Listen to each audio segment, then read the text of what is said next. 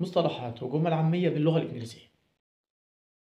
مصطلح late دي بقى لما حاجة تكون ممتازة أو ممتعة جدا. مثلا that party was late. تاني مصطلح وهو fire دي لما توصف حاجة عظيمة جدا. مثلا this song is fire.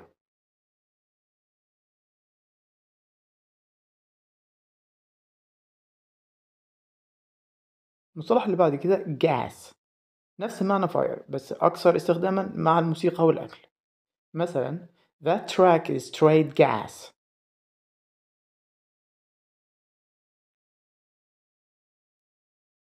المصطلح اللي بعد كده on point ودي معناها إن الحاجة دي معمولة بإتقان أو بشكل مثالي.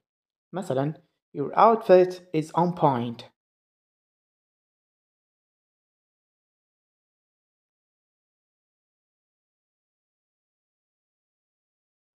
المصطلح اللي بعد كده هو A1 وده معناه إن الحاجة دي بجودة عالية جدا. مثلا his skills are A1.